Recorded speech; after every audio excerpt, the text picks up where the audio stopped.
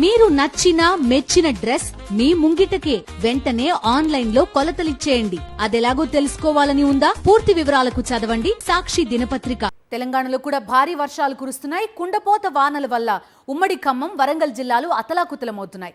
ఆకేరు, మున్నేరులో వరద తగ్గుతూ పెరుగుతూ ఉండడంతో పరివాహక ప్రాంత ప్రజలు గజగజ వణుకుతున్నారు. నాగార్జున సాగర్ ఎడమ కాల్వకు అనేక చోట్ల గండ్లు పడ్డాయి.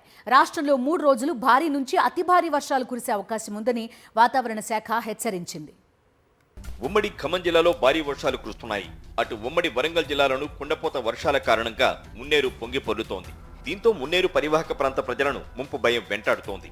ఆకేరు, మున్నేరులో పెరుగుతూ తగ్గుతున్న వరద కలవరపరుస్తోంది. మున్నేరు జలప్రళయం ధాటికి ఖమ్మంలోని ప్రభుత్వ పాఠశాలలు, కాలేజీలు దెబ్బతిన్నాయి. క్లాస్ రూమ్లు, ల్యాబుల్లోకి వరద నీరు ముంచెత్తింది. విద్యాలయాల్లోని రికార్డులు, విద్యార్థుల సర్టిఫికెట్లు తడిసిపోయాయి. దీంతో విద్యార్థులు ఆందోళన చెందుతున్నారు. అటు భద్రాద్రి కొత్తగూడెం జిల్లా చెర్ల మండలంలో భారీ వర్షాల వల్ల తిప్పాపురం చెరువు ఉప్పొంగి ప్రవహిస్తోంది.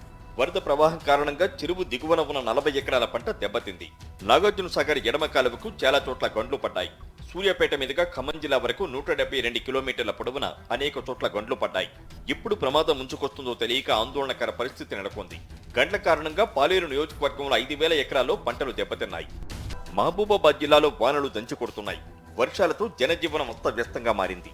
వేలాది ఎకరాల్లో పంట పొలాలు దెబ్బతిన్నాయి. రోడ్ల పరిస్థితి మరింత అధ్వాన్నంగా తయారైంది. జయశంకర్ భూపాలపల్లి జిల్లాలోని మహాదేవ్పూర్, మహాముత్తారం, పరిమెల, మలహర మండలాల్లో ఎడతెరిపి లేకుండా వర్షాలు కురుస్తున్నాయి. నిరంతరాయంగా పడుతున్న వానలకు ప్రజలు ఇళ్లకే పరిమితమయ్యారు. అటు కొమరంభీం, ఆసిఫాబాద్ జిల్లాలో వాగులు, వంకలు ఉప్పొంగి ప్రవహిస్తున్నాయి. ఆసిఫాబాద్ మండలం రౌటు సంఖ్యపల్లి వద్ద కలవట్టు లెవెల్ వంతెన కొట్టుకుపోయింది. దీంతో పలు గ్రామాలకు రాకపోకలు నిలిచిపోయాయి. భారీ వర్షాల కారణంగా మంచిర్యాల జిల్లాలో గోదావరి, ప్రాణహిత నదులు నిండు కుండలుగా మారి ప్రవహిస్తున్నాయి. వాగులు ఉప్పొంగి ప్రవహిస్తుండటంతో జనజీవనం స్తంభించిపోయింది. మరోవైపు ఒడిశాలోని పూరీ దగ్గర తీవ్ర వాయుగుండం తీరం దాటింది. దీని ప్రభావంతో తెలంగాణలో 3 రోజుల పాటు భారీ నుంచి అతి భారీ వర్షాలు కురుస్తాయని వాతావరణ శాఖ హెచ్చరించింది.